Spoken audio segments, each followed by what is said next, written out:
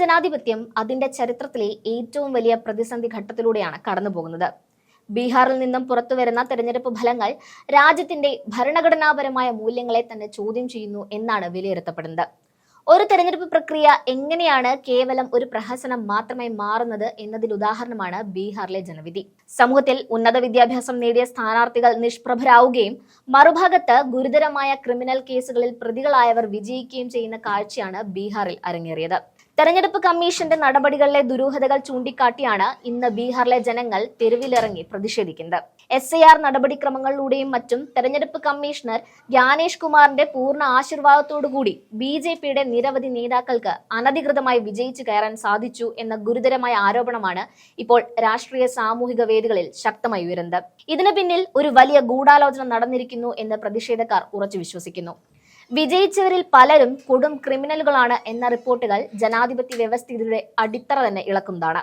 ഇതിൽ ഏറ്റവും പ്രധാനം 7 കൊലപാതക കേസുകളിൽ നേരിട്ട് പ്രതിയായ സാമ്രാട്ട്, ഒപ്പം ബലാത്സംഗം ഉൾപ്പെടെയുള്ള കുറ്റകൃത്യങ്ങളിൽ ആരോപണ വിധേയനായ പിഞ്ചു അടക്കമുള്ളവരാണ്. ക്രിമിനൽ പശ്ചാത്തലമുള്ള വ്യക്തികൾ നിയമനിർമ്മാണ സഭകളിലേക്ക് എത്തിച്ചേരുമ്പോൾ രാജ്യത്തെ നീതിന്യായ വ്യവസ്ഥിതിയുടെ പ്രാധാന്യവും തെരഞ്ഞെടുപ്പ് കമ്മീഷന്റെ വിശ്വാസ്യതയും പൂർണ്ണമായും തകർന്നിരിക്കുന്നു എന്ന് വേണം മനസ്സിലാക്കാൻ.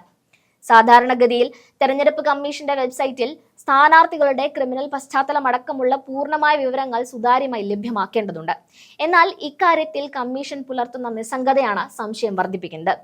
നിലവിലെ സാഹചര്യത്തിൽ തെരഞ്ഞെടുപ്പ് കമ്മീഷന്റെ നടപടികളിൽ സുപ്രീം കോടതിക്ക് പോലും തീർപ്പ് കൽപ്പിക്കാൻ സാധിക്കുമോ എന്ന കാര്യത്തിൽ അവ്യക്തത നിലനിൽക്കുന്നു. തെരഞ്ഞെടുപ്പ് കമ്മീഷനെ വിവരാവകാശ നിയമത്തിന്റെ പരിധിയിൽ നിന്ന് ഒഴിവാക്കാനുള്ള നടപടിക്രമങ്ങൾ പാർലമെന്റ് മുൻപ് ത്വരിതപ്പെടുത്താൻ ശ്രമിച്ച വിഷയമാണ് കമ്മീഷന്റെ ഈ നിലപാടിന് ശക്തി പകരുന്നത്. ഈ രാജ്യത്തെ തെരഞ്ഞെടുപ്പ് സംവിധാനം ഇത്രയും ദുർബലമായതോടെ തങ്ങൾക്കിഷ്ടമുള്ളവരെ മാത്രം വീണ്ടും വീണ്ടും അധികാരത്തിലേക്ക് കൊണ്ടുവരാൻ കമ്മീഷൻ കൂട്ടുനിൽക്കുന്ന കാഴ്ചയാണ് നാം കാണുന്നത്.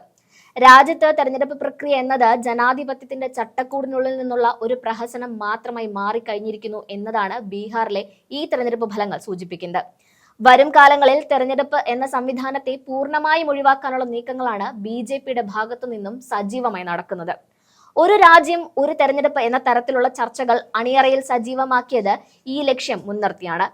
ചൈനയിലെയും നോർത്ത് കൊറിയയിലെയും പോലെ ഏകാധിപത്യ ഭരണവ്യവസ്ഥയിലേക്ക് രാജ്യത്തെ മാറ്റാനുള്ള ശ്രമത്തിലാണ് സംഘപരിവാർ. ഭരണഘടന ഉറപ്പു നൽകുന്ന ജനാധിപത്യ അവകാശങ്ങളെ ഇല്ലാതാക്കാനുള്ള വ്യക്തമായ അജണ്ടയാണ് ഇതിന് പിന്നിലെന്ന് സംശയാതീതം പറയാം. ഇന്നല്ലെങ്കിൽ നാളെ ജനാധിപത്യത്തിന്റെ മാർഗം ശക്തിപ്പെട്ടാൽ അതിലൂടെ കോൺഗ്രസ് തിരിച്ചെത്തുമെന്ന ഭയമാണ് ഈ തിടുക്കത്തിലുള്ള നീക്കങ്ങൾക്കെല്ലാം പിന്നിൽ പ്രവർത്തിക്കുന്നത്. സുപ്രീം കോടതിയുടെ നടപടിക്രമങ്ങളിൽ നിന്ന് തെരഞ്ഞെടുപ്പ് കമ്മീഷനെ പൂർണ്ണമായി ഒഴിവാക്കാനുള്ള നീക്കങ്ങൾ ഇപ്പോൾ അണിയറയിൽ നടക്കുന്നു. അതായത് ഒരു തെരഞ്ഞെടുപ്പിലെ ജയപരാജയങ്ങളെക്കുറിച്ചോ വോട്ടർ പട്ടികയിലെ വിവരങ്ങളെക്കുറിച്ചോ സുപ്രീം കോടതിക്ക് തീർപ്പ് കൽപ്പിക്കാൻ സാധിക്കാത്ത രീതിയിലേക്ക് കാര്യങ്ങൾ കൊണ്ടുപോകാനാണ് നരേന്ദ്രമോദിയും കൂട്ടരും തന്ത്രം മെനയുന്നത്. അതിനുവേണ്ടി പ്രത്യേക ബില്ലോ അല്ലെങ്കിൽ ഭരണഘടനാ ഭേദഗതി വരുത്താനുള്ള ഓർഡിനൻസോ തയ്യാറാക്കി അത് രാഷ്ട്രപതിയെ കൊണ്ട് ഒപ്പിടിച്ച് നിയമമാക്കാനുള്ള നീക്കങ്ങളാണ് പിന്നണിയിൽ അതിവേഗം നടക്കുന്നത്.